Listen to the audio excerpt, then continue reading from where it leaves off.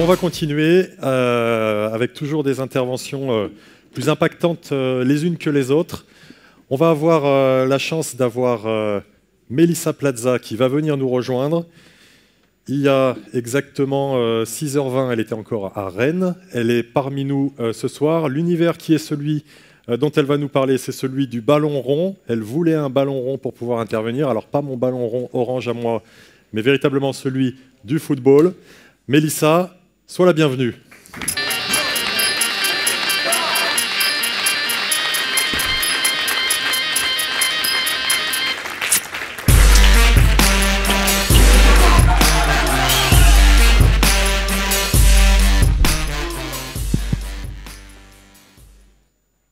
Bonjour, surprise. Donc, comme vous le savez, Sébastien Chabal n'a pas pu venir. Malheureusement, il avait un cours d'aquaponie. Donc, c'est moi qui le remplace. Non, mais vous inquiétez pas, parce qu'a priori, à part le gabarit et la pilosité, vous n'allez pas voir la différence. Plus sérieusement, je m'appelle Mélissa Plaza. Souvent, quand j'interviens en entreprise, on me présente comme une ancienne internationale de football et docteur en psychologie sociale. Une footballeuse, au féminin, cortiquée. Une alien, quoi. Alors, dans la salle, on s'impatiente, on trépigne presque. On est très curieux de voir à quoi ressemble la bête. Et lorsque je débarque sur scène, je mesure l'ampleur de la surprise. Cette surprise, elle est d'autant plus grande que les certitudes, ou plutôt les stéréotypes auxquels on s'accrochait, sont profondément ancrés en nous. Et là, vous avez l'air bien surpris quand même. En fait, cela dit, me présenter sous ces deux casquettes de docteur en psychologie sociale et de footballeuse, c'est très vrai, mais c'est aussi simpliste et c'est aussi un peu réducteur. C'est comme vous donner à voir simplement mes médailles et mes coupes. Ça ne dit rien du parcours et de ce qu'il a fallu pour les obtenir. Et vous savez, soit dit entre nous, ces belles histoires-là, pour moi, elles sont un petit peu comme ces cornets de glace avec le fond en chocolat. Vous voyez à quoi je fais référence? Ouais, les boules de glace et le chocolat au fond. Ces belles histoires, elles sont bien meilleures quand on prend le temps d'en déguster chaque partie avant de se délecter de la fin. Est-ce qu'il y a la petite télécommande pour le... Là pour toi. Génial. Ok, ça devrait le faire a priori. De la même manière, si je vous disais que ma carrière se résume à ces 11 lignes de palmarès inscrites sur mon CV, je vous mentirais. Je vous mentirais parce que ces titres bruts, présentés tels quels, donnent une image d'Épinal du chemin parcouru. Ils l'édulcorent jusqu'à nous faire oublier que la victoire n'aime que l'effort. Et en vérité, l'histoire, c'est celle d'une gamine de 5 ans, pas très heureuse à la maison. J'essaye même pas de le cacher d'ailleurs. Drogue, sexe, violence, voilà le quotidien dans lequel je baigne durant l'enfance. Mais ma grande chance à moi, c'est d'avoir une passion, le football. J'adore ça. Alors souvent, les journalistes me demandent, mais pourquoi le football? D'où ça vous vient? Vous aviez un papa footballeur, un frère footballeur, un cousin footballeur? Et je leur dis toujours que non, il n'y avait pas de raison sociale. Il n'y avait pas de papa à la maison. Et puis j'étais l'aînée de la famille, donc pas de grand frère. Il n'y avait pas de cousin non plus dans les parages qui jouaient au foot. En fait, j'ai joué au foot dès que j'ai appris à marcher. Il n'y avait pas de raison particulière. J'ai toujours pris le ballon au pied et pas à la main. Et puis ça m'est resté. Cette passion, elle va vite devenir un rêve et même une obsession. En fait, très vite, je vais vouloir devenir footballeuse professionnelle. Ce rêve, je m'y accroche. Je m'y accroche comme on s'accroche à la vie quand on est mourant. Parce que très vite, je comprends que le football sera mon unique chemin de résilience. Celui qui me permettra de fuir ce climat familial toxique et sclérosant dans lequel je ne m'épanouis ni physiquement, ni intellectuellement, ni culturellement, ni affectivement. Celui qui me permettra de déjouer les prophéties du déterminisme social. Alors bien sûr, vous vous en doutez certainement, mais ça n'a pas été simple. Parce qu'à l'époque, je vous remets juste dans le contexte, on est dans les années 90. Ça fait à peine 20 ans que les femmes ont le droit de jouer au football. C'est tout neuf. Et puis, donc quand je dis ça à mes parents, à mon entourage, je veux jouer au foot, c'est vrai que c'est la surprise. Très vite, on me questionne, on essaie de me faire entendre raison, on me dit mais pourquoi le foot, t'es sûr, tu veux pas changer de sport, etc. Et comme ils voient que je suis un peu mordue, qu'ils vont avoir du mal à me faire changer d'avis, très vite ils deviennent insultants. Et ils me disent mais t'es un sacré garçon manqué quand même. Bon, je dis insultant aujourd'hui, mais c'est vrai qu'à l'époque, c'était presque un compliment pour moi qu'on me traite de garçon manqué. Je trouvais ça cool d'être un garçon manqué. Pas tout à fait un garçon, mais mieux qu'une fille quand même. Et c'est vrai qu'aujourd'hui, j'ai plus du tout cette approche-là, bien sûr, parce que j'ai compris le message derrière cette expression assez banale que tout le monde emploie. On essayait de me dire que finalement, je ne faisais pas ce qu'on attendait de moi en tant que petite fille ou en tant que femme. Donc aujourd'hui, quand les gens me disent que je suis un garçon manqué, je leur dis, mais au contraire, je ne suis pas quelqu'un de manqué, je suis une femme très accomplie puisque je me suis épanouie partout là où j'avais envie de m'épanouir. Et c'est ça le message important. Alors bien sûr, ce qui est important aussi de rappeler, c'est que dans la hiérarchie, on a le garçon tout en haut, le garçon manqué qui arrive en 2e position, la fille en 3e position, et puis le bon dernier avec la médaille en chocolat, c'est la fille manquée. Bien sûr, on ne l'appelle pas la fille manquée, on l'appelle l'homo, le PD, tout ce que vous voulez. Bon, le lot n'est pas très sympa non plus. Et l'idée, c'est qu'aujourd'hui, vraiment, moi j'ai envie de sortir de tout ça. J'ai envie de sortir de tout ça parce que je pense que l'important, c'est qu'on soit libre, quel que soit notre sexe, notre orientation sexuelle, notre origine, peu importe. Et vous allez le comprendre dans mon parcours. Alors, bien sûr, une fois qu'on m'a insultée, on va très vite aussi me dire que finalement, ce n'est pas possible. Tu ne peux pas devenir footballeuse professionnelle, ma chérie, parce que ça n'existe pas au féminin. Le métier de footballeur n'est pas décliné au féminin. On va quand même pas l'inventer pour toi, ma chérie. Alors, vous vous en doutez sûrement, mais moi j'étais assez têtue. Donc je me fichais éperdument de savoir si ça existait ou pas. Et je me disais que de toute façon, j'y arriverais un jour. Alors j'ai fini par convaincre mes parents de m'inscrire dans un club de foot. Waouh, la grande avancée. Et puis, une fois inscrite dans le club de foot, je me suis dit, bon bah super, le plus dur est fait. Et en fait, le combat ne faisait que commencer. Parce que ça a été un combat de tous les instants et en tout lieu. Ça a démarré dans la cour de l'école. Dans la cour de l'école, il a fallu se battre pour avoir sa place, pour ne plus être laissé dans ce petit périmètre de 2 mètres carrés, vous savez, généreusement laissé aux filles pour jouer à la marelle et à la corde à sauter. Se battre pour ne plus être choisie la dernière, pour ne plus être collée dans les buts parce qu'on n'a pas de gardien, et pour enfin, être désigné capitaine d'équipe. Bon, et je dois dire qu'à terme, les garçons ont su être pragmatiques et ont compris que s'ils voulaient gagner, il valait mieux m'avoir dans leur équipe. Donc à la fin, c'était moi qui faisais chou-pomme pour choisir mes joueurs. C'était trop cool. Donc ça a été ma première bataille. Et puis, la deuxième bataille qu'il a fallu mener, c'est une bataille contre soi-même. Parce que pour arriver au haut niveau, il faut batailler sévèrement. Il faut faire des efforts, beaucoup. Physiquement d'abord. J'ai répété des tours et des tours de terrain jusqu'à en avoir le goût du sang dans la bouche. Mon cerveau continuait de fonctionner en se disant « Mais qu'est-ce que tu fais ? Qu'est-ce que tu fais ?» Et mes jambes continuaient d'avancer comme ça. Bien sûr, il a fallu travailler techniquement aussi, bien sûr. Faire beaucoup de jonglage, parce que ça, c'est les gammes en fait. Ça permet de progresser techniquement et d'être toujours meilleur. Et à ce petit jeu-là, j'emmenais mon petit frère. Non pas pour jouer avec lui, parce qu'il était trop nul. Le pauvre. Vous rigolez, mais vous n'avez pas encore la suite. En fait, je l'emmenais pour qu'il compte mes jongles. Ouais, je sais, je suis une sœur ingrate.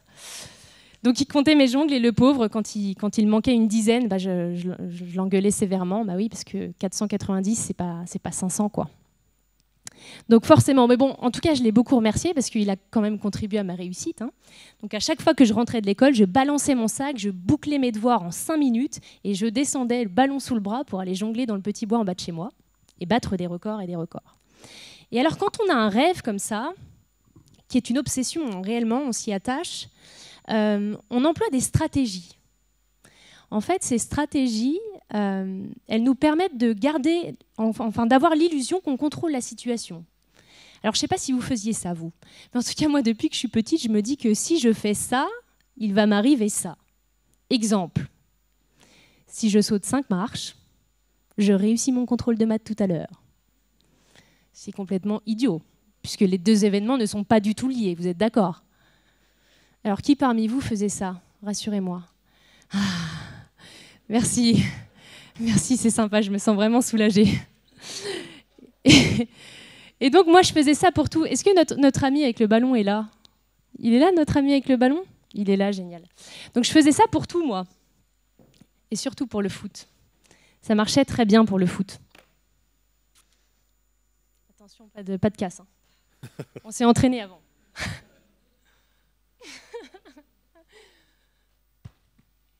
Et donc, je faisais ça pour le foot. Et je me disais, si j'en fais 300, je suis prise à Clairefontaine. Et si j'en fais 500, je suis appelée à Lyon, demain. Je vais rester pieds nus parce que je suis bien mieux que dans ces talons. C'est totalement inconfortable. Et donc, du coup, je me suis vite rendu compte que ces petites superstitions, là, ces petites stratégies, elles étaient totalement inefficaces et que le pouvoir de prédilection de ces stratégies était proche de 0. Bah ouais, parce que je faisais bien plus que 300 jongles et j'ai jamais été prise à Clairefontaine. Donc la première fois, ils m'ont dit bah non, t'es trop frêle. Sérieux? Et puis la deuxième fois, ils m'ont dit bah t'es trop vieille. Voilà. Mais ce qu'il faut savoir, c'est qu'à l'époque, Clairefontaine, c'était le temple du football français. C'est-à-dire que c'était là où on faisait venir les meilleures joueuses et les meilleurs joueurs de la France. Donc, si tu rentrais à Clairefontaine, automatiquement, tu mettais un pied en équipe de France. Le rêve, quoi. Donc, bah, il m'a fallu ruser un peu, parce que le chemin a été beaucoup plus long, beaucoup plus sinueux que toutes ces filles qui étaient passées par Clairefontaine et pour qui les portes de l'équipe de France s'ouvraient. Et en fait, pendant ma première année de fac, à un moment où j'y crois plus, où je me dis mais c'est fini, j'y arriverai jamais, je serai jamais professionnelle, j'irai jamais en équipe de France, il va m'arriver quelque chose d'inattendu. Je m'étais inscrite à la fac, au foot universitaire. Alors le foot universitaire, c'est le foot 3e mi-temps plus que le football. Et pourtant, c'était un lieu où je reprenais vraiment du plaisir à jouer, où j'avais des coachs qui me donnaient confiance. Et je pense que j'ai jamais aussi bien joué que quand j'étais en football universitaire. Et puis un jour, on atteint, bon an, mal an, les quarts de finale du championnat de France universitaire. Et l'équipe de Nantes, dans laquelle je jouais, rencontre l'équipe de Paris.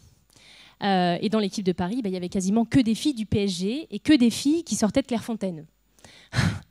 Nous, dans mon équipe, on était 3 joueuses de foot qui jouions en D1, D2.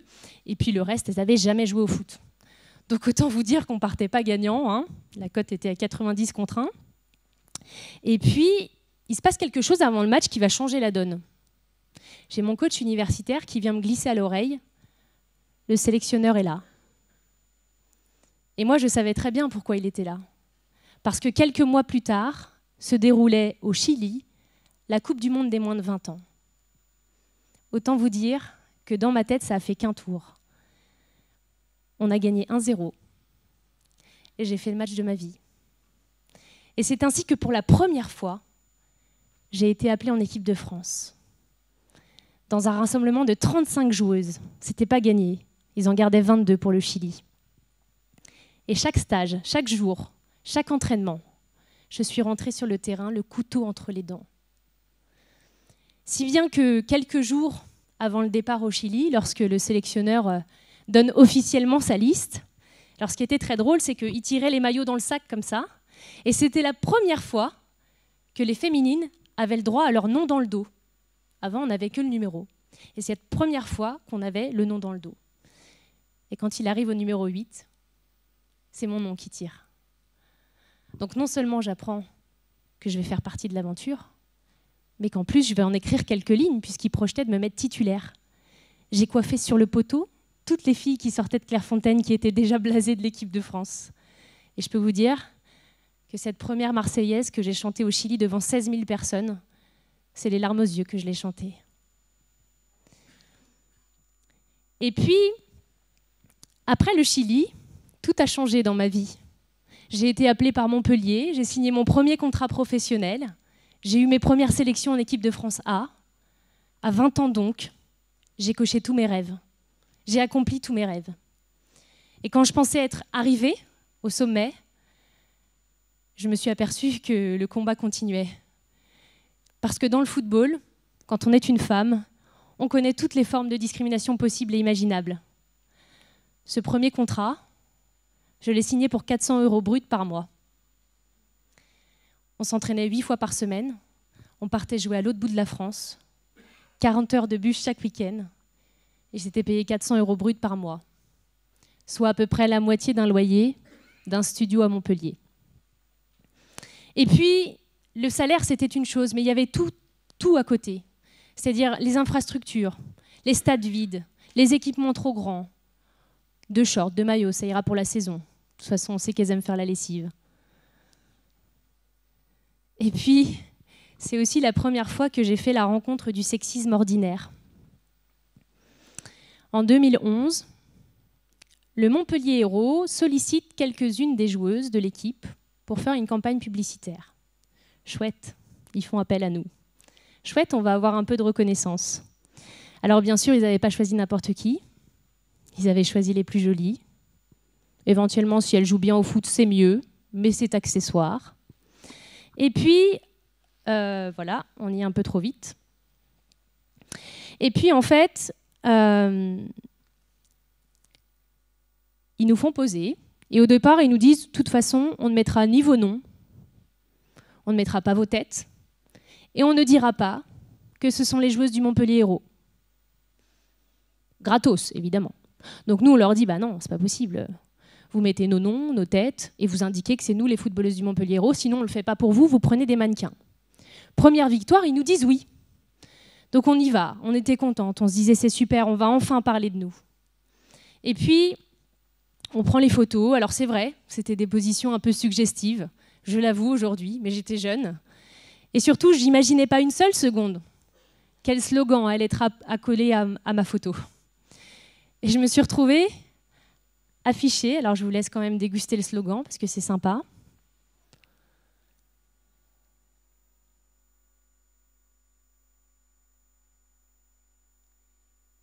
Je me suis donc retrouvée affichée en 4x3 dans tous les abribus de la ville de Montpellier, en 4x3 dans la cafétéria de la faculté où j'ai fait ma thèse sur les stéréotypes sexués dans le sport.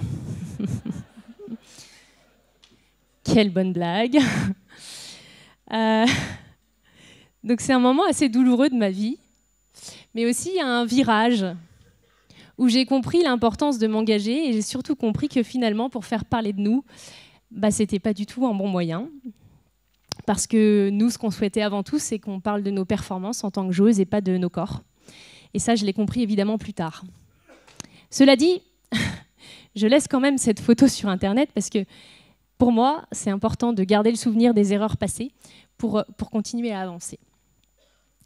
Et puis, bien sûr, le football, c'était une chose. Je me suis vite rendu compte que j'allais pas me prévoir une retraite dorée à 35 ans, parce que vu les salaires, c'était pas fou. Que j'allais pas pouvoir mettre beaucoup d'argent de côté. Et donc, qu'il fallait continuer les études le plus possible pour pouvoir assurer l'après. Et il va se passer à nouveau un événement inattendu, puisqu'on est en 2011, on est le 2 mai 2011, je m'en souviendrai toujours.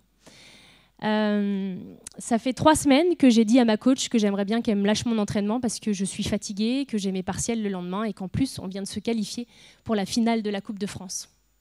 Tous les voyants sont en vert. Et je l'appelle, je lui dis voilà, Sarah, laisse mon entraînement parce que je suis fatiguée. Moi qui ne demande jamais rien, moi qui suis toujours là. Elle me dit non, t'inquiète pas, ce sera juste un tennis-ballon ce soir, c'est très léger. Ok.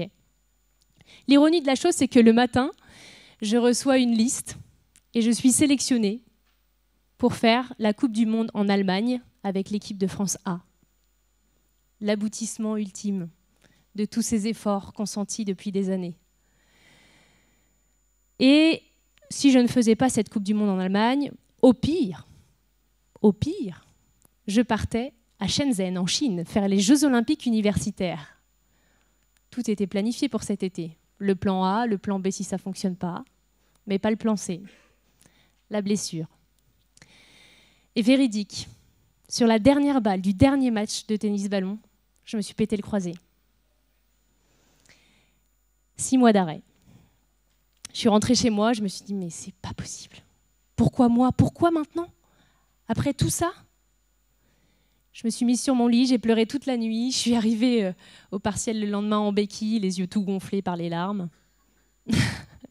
Et puis, il m'a fallu quand même quelques mois, parce que ça a été très dur. Ça a été un premier traumatisme assez dur.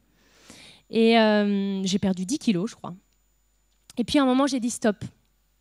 Stop. Ok, il n'y a pas de Coupe du Monde, il n'y a pas de Jeux Olympiques universitaires, mais il va y avoir une autre Coupe du Monde. La tienne. L'universitaire.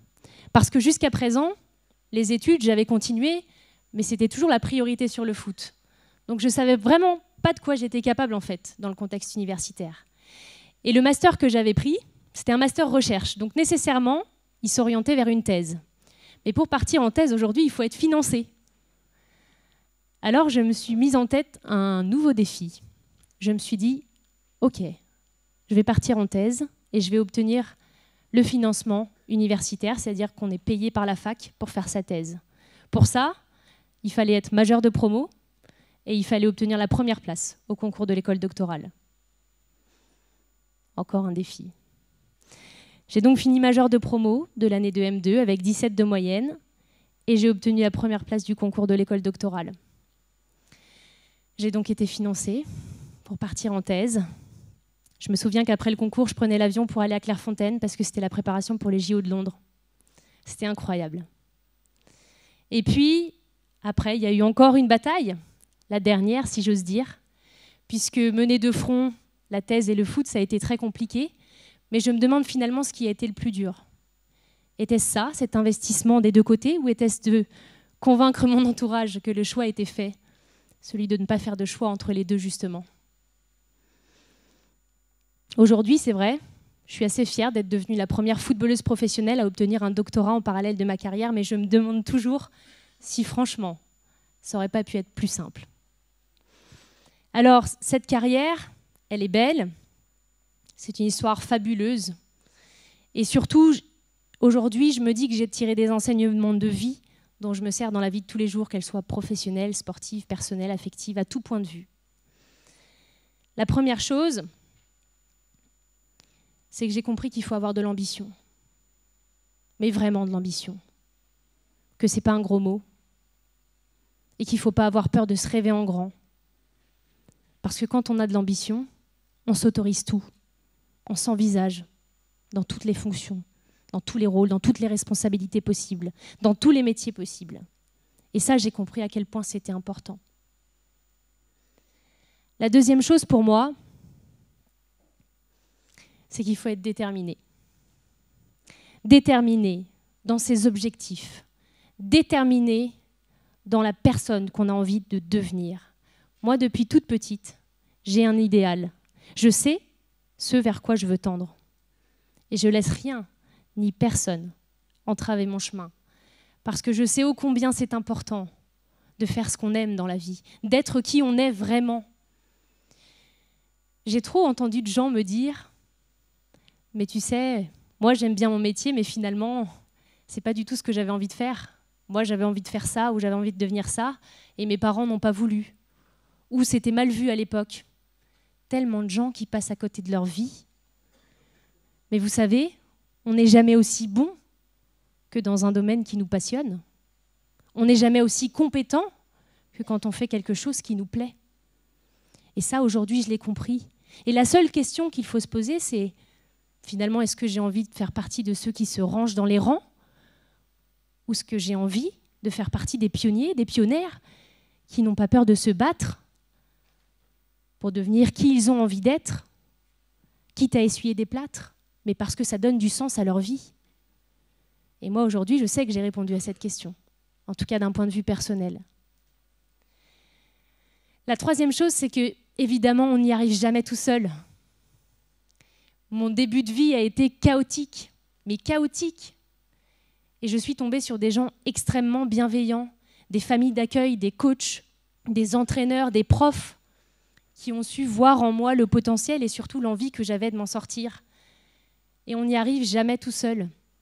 Donc bien sûr, on a eu enfin moi j'ai eu ces coachs, Jeff en fait partie, qui savent donner leur chance à ces joueuses, qui savent donner confiance aussi et nous faire comprendre qu'on peut y arriver.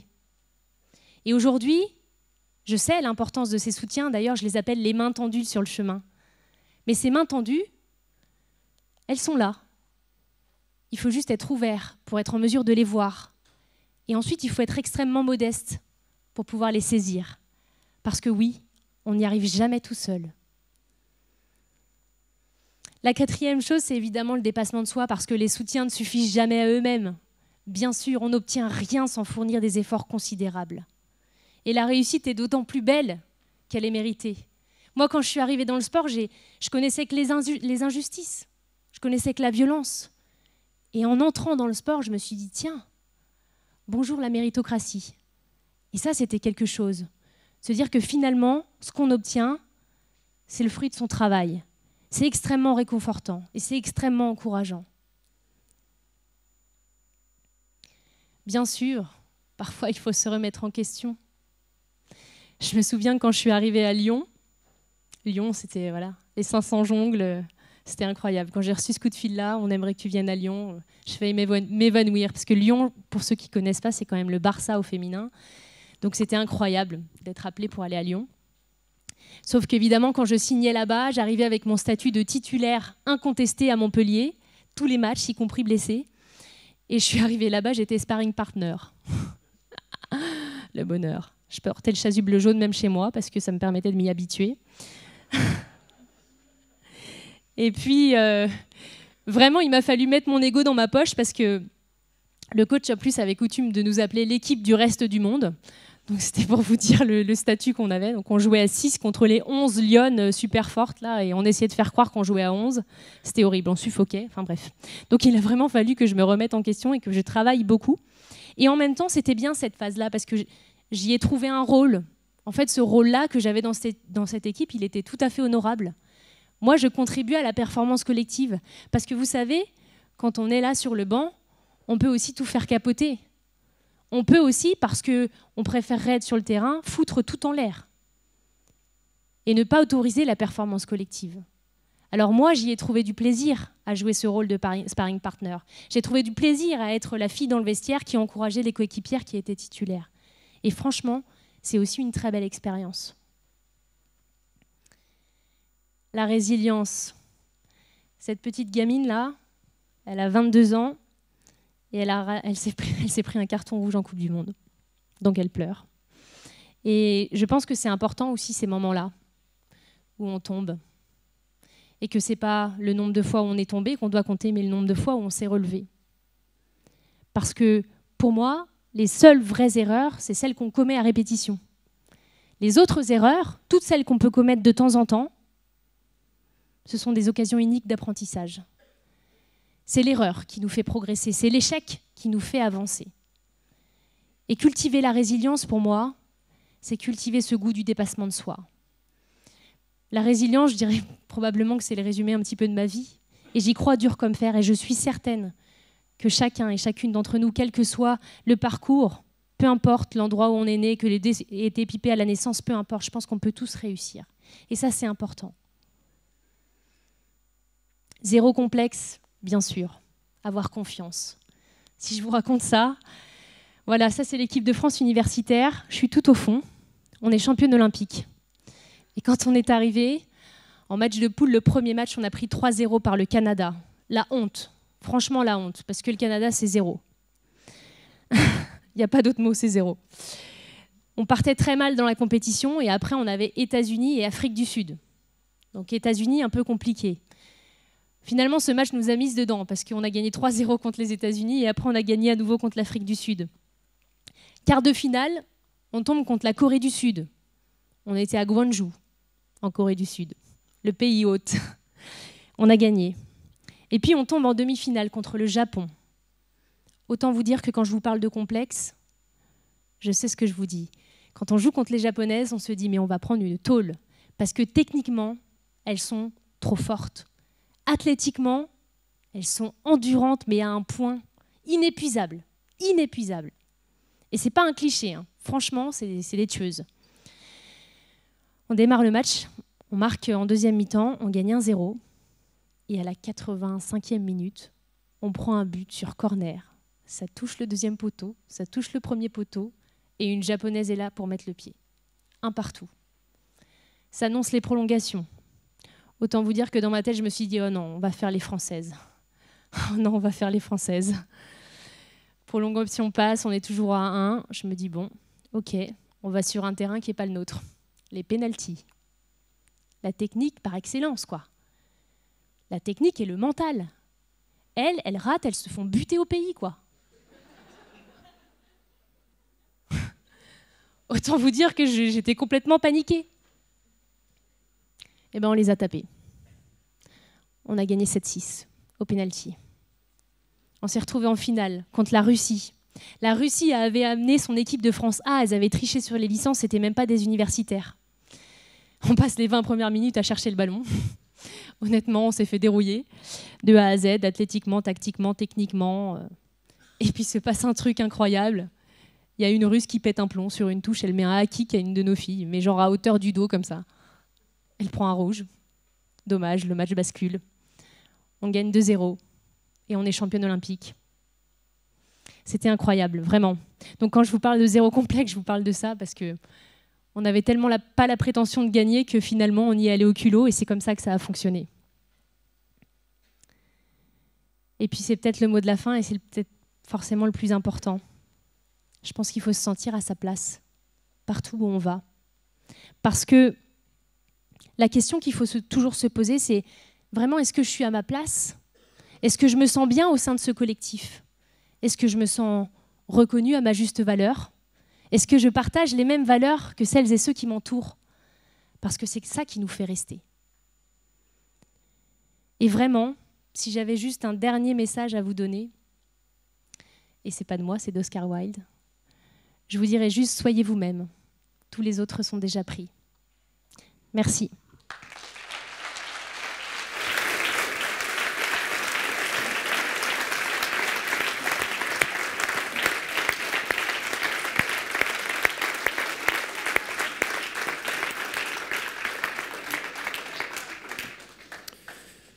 Je ne sais pas s'il y a quelqu'un dont on a parlé qui faisait de l'aquaponie ou pas, je ne sais pas.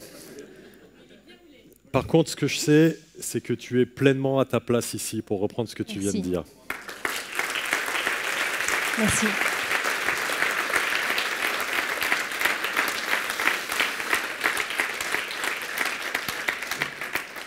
Quand on est dans des journées comme ça, des sessions de conférences comme ça, c'est toujours important de bien débuter, c'est toujours important de bien terminer. Ce n'est pas forcément des places qui sont faciles. On avait déjà pris date et langue ensemble pour du You Can Beat 2019 et la suite.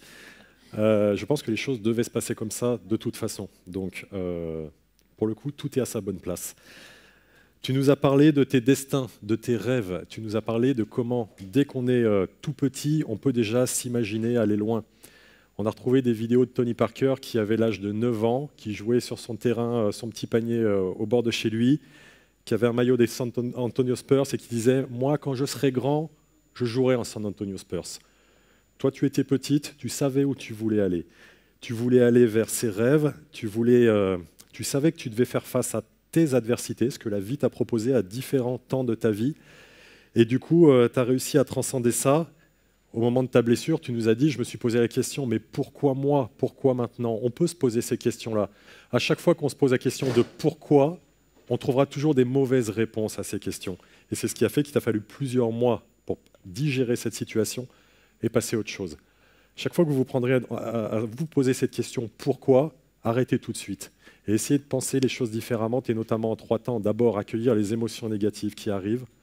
Ensuite, analyser la situation et voir quelle est notre part de responsabilité dans celle-ci. On en a toujours une. Et ensuite, passer à autre chose. Passer à autre chose et se mettre à l'action, ce que tu nous as très très bien décrit et expliqué. Pour ma part, j'ai apprécié que tu rappelles qu'avoir de l'ambition, ce n'est pas un gros mot. Tendre vers l'excellence, ce n'est pas être arriviste. Avoir de l'ambition, c'est se rêver en grand, comme tu l'as dit, et c'est se donner, s'autoriser, verbe que tu as utilisé, la possibilité d'aller loin, d'aller haut et de donner le meilleur de soi. Et c'est un message important pour nous. Être déterminé, avoir du culot pour essayer d'atteindre son idéal.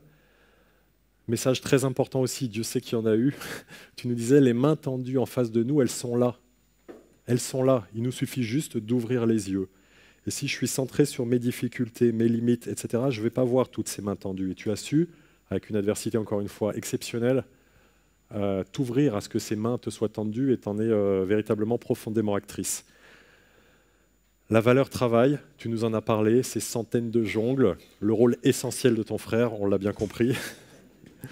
Et la valeur travail, elle est valable pour ce qu'on a tous à faire dans nos activités, elle est valable et fondamentale également pour les sportifs de haut niveau, parce que ce qu'on sait, c'est que dans le sport de haut niveau, si on ne travaille pas et si on ne s'entraîne pas, on est certain de ne pas arriver à atteindre nos objectifs. La difficulté, c'est que si on travaille et qu'on s'entraîne beaucoup, on n'est pas certain de les atteindre, mais que c'est nécessaire de le faire. Et quoi de mieux pour finir cette journée sur nos intervenants extérieurs qu'avec toi, Mélissa. Je suis juste ému et ravi que tu aies pu être là, donc merci beaucoup à toi.